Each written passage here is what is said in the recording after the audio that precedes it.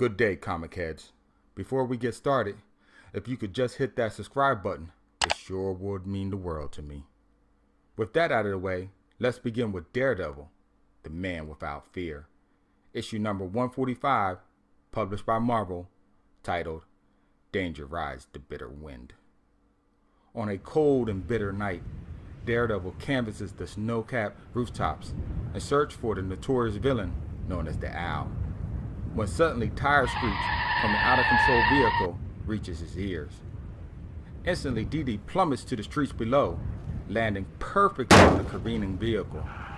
Swiftly, he takes the wheel and safely makes it come to a stop against a building, without hitting a single pedestrian.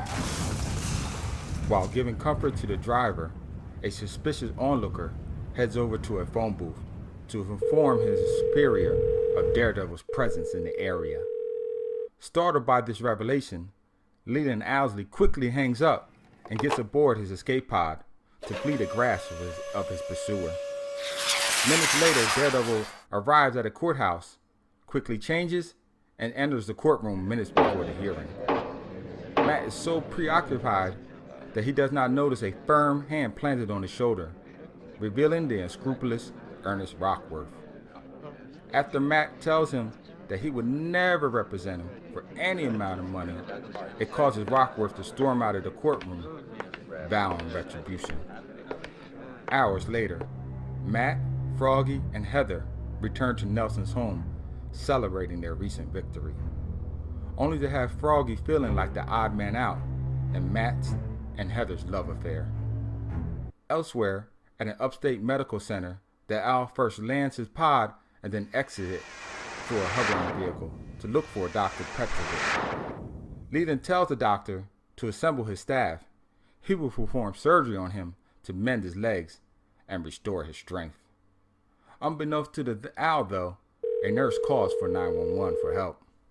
Next morning, at the townhouse of Matt Murdock, news of a standoff in the upstate medical facility reaches his ears.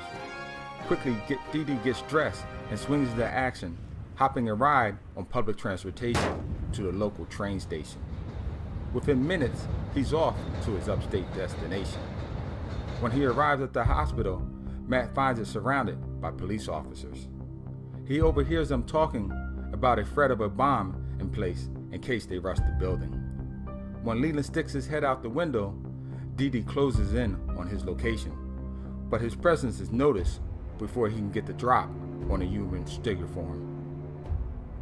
Eager to show his new strength and ability, the Owl pounces on our hero. The two battle in the building to the dismay of the hospital staff. Daredevil lands a blow before the Owl rushes him, and it pushes them both out the second-floor window in the line of fire of the surrounding officers. Realizing that he is at a disadvantage, the Owl takes to flight, leaving Horhead behind to talk to the doctor. The surgeon tells him even though the operation was a success, the results are only temporary. Soon the Owl's powers will diminish, and he will revert back to his crippled state. Quickly, Daredevil takes to the sky. Using his hyper-hearing, he locates Leland on a rooftop, leading a crime syndicate boss away for what inevitably will be his doom. Frustrated by the Crimson Crusaders' constant interference, the bird of prey signals for his own escape chopper to lift him away to safety. Dee manages to grab a hold of his quarry, but Leland tries to kick him off. In doing so, he accidentally relinquishes his grip on a helicopter's landing skid, plummeting him to the streets below. Daredevil tries to grab a hold of him, but the Owl plunges through the icy surface of the river. Is the Owl dead? Who knows for sure? Click on that bell icon so that you are notified when the next episode drops.